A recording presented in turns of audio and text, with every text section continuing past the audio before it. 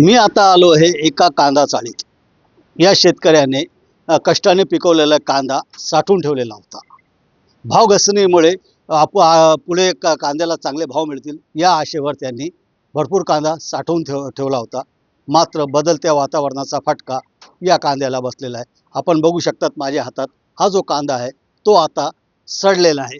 म्हणजे एकदम कामातून गेलेला असं म्हणायला काही हरकत नाही आहे.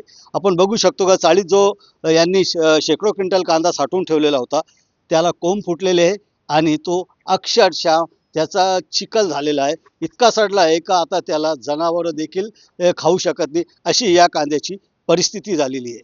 कष्टाने आम्ही एकीकडे कांदा पिकवतो आहे मात्र त्याला भाव मिळत नाही अशी खंतही अनेक वेळा शेतकऱ्यांनी व्यक्त केलेली आहे. माझ्यासोबत बोलण्यासाठी शेतकरी आहे, त्यांच्याकडून जाणून घेऊया का त्यांनी किती कांदा लावला होता, किती खर्च झाला आहे आणि आता त्यांच्या चाळीत साठवून ठेवलेल्या कांद्याची काय परिस्थिती. भाऊ काय म्हणाल, किती कांदा लावला होता आणि काय परिस्थिती आता? आम्ही हा उन्हाळी कांदा जो आहे 6 एकर कांदा लावलेला होता. या 6 एकर कांद्याला कमीत कमी एकरी 50,000 रुपये खर्च आहे. तर आम्ही 3 लाख रुपये ह्या कांद्याला खर्च केलेला आहे सर्व. आणि याच्यातून आम्हाला जो म्हणजे 20 ट्रॅक्टर कांदा झाला. तर 20 ट्रॅक्टर कांदा झाल्याच्या नंतर तर आम्हाला अपेक्षा होती बा ज्या टायमाला आम्ही कांदे साठवत होतो एप्रिल महिन्यामध्ये का बा कुठेतरी आम्हाला तेव्हा चालू होता 1800चा भाव. म्हणलं हा भाव आम्हाला परवडण्याजोगता नाहीये, खर्च निघणार नाही. याकरता आम्ही हा कांदा चाळीत साठवला मजूर वगैरे लावून. आणि आज ह्या कांद्याला कमीत कमी 5.5 ते 6 महिने या कांद्याला झालेले आहे चाळीत टाकून. तरी आम्ही 6 महिन्याचा कालावधी गेला, वाट बघतो ह्या महिन्यात भाव वाढेल, त्या महिन्यात वाढेल. तो भाव काय आम्हाला वाढला नाही. उलट होता त्याच्यात घट झाली. आज 700 आणि 800 रुपये कांदा जातोय. त्याच्यामध्ये आमच्या हातामध्ये फक्त या कांद्यामध्ये 30% कांदा आमच्या हातात लागतोय. बाकी 70% कांदा हा संपूर्ण याला जनावरांनी ढोरगुरं कोणीच खाणार नाही. याला अक्षरशः आम्हाला उखड्यावर याची धुलदाण करावं लागते, फेकावं लागतोय. तर अशा परिस्थितीमध्ये बदलत्या हवामानामुळे या निसर्ग सुद्धा याच्यावर शेतकरी कोपलेला आहे. कधी पण बदलत्या वातावरणात पाऊस होतो आणि पाऊस होत असताना आमची फार मोठी हानी झालेली आहे. आम्ही या शेतीवर, याच कांद्याच्या पिकावर कुठेतरी जगण्याचा मार्ग शोधत असतो आणि आम्हाला त्याच्यावरून काहीतरी मिळेल या अपेक्षेने आम्ही काम करत आहोत.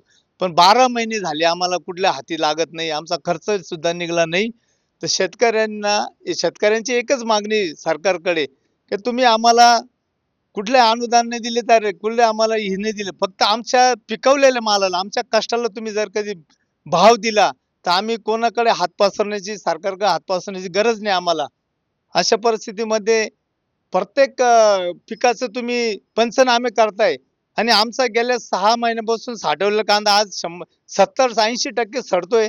या कांद्याकडे कोणी डोकून बघायला तयार नाही. सरकार नाही, प्रतिनिधी नाही, तहसीलदार नाही, तलाठी नाही, कोणी ग्रामसेवक सुद्धा या कांद्याकडे डोकून बघत नाही. ही आम्हाला मोठी खंत आहे सरकारी शासनाचं. काय मागणी करा? आम्ही एकच मागणी कराल तर तुम्ही या कांद्याच्या बाबतीत असा ठोस निर्णय घ्या की जेणेकरून शेतकरी कठोर पाऊल उचलणार नाही, आत्महत्येसारखं प्रवृत्त होणार नाही. याच्याकरता सरकारने आम्हाला आत्ता कठोर म्हणजे आम्हाला काहीतरी दिलासा द्यावा. या क्विंटल मागं आम्हाला कमीत कमी नाही जास्त तर 500 ते 700 रुपये क्विंटलचं अनुदान जरी दिलं आम्हाला तरी आम्ही समाधान राहू. आम्ही तुमच्या जास्त अपेक्षा करणार नाही. पण आम्हाला जे झालेलं नुकसान आहे तेवढं जरी भरून निघलं तरी आम्ही शेतकरी हाच एक असा वर्ग आहे का प्रत्येक ठिकाणी खड्डे सोसतो, हानी सोसतो आणि समाधान सुद्धा राहतो. याची आम्हाला मोठी खंत आहे. शासनाने आम्हाला एवढंच आमच्यावर थोडंसं हे दाखवावं. ताई ताई तुम्ही काय म्हणाल? आता दिवाळी तोंडावर आलेली आहे, कांदे खराब झालेले, काय म्हणाल याविषयी? आता दिवाळी तोंडावर आलेली का म्हणजे कष्ट मातीत चालले आमचे सर्व कांद्याची नुकसान झाली. अशी दिवाळी आम्ही कशी करायची?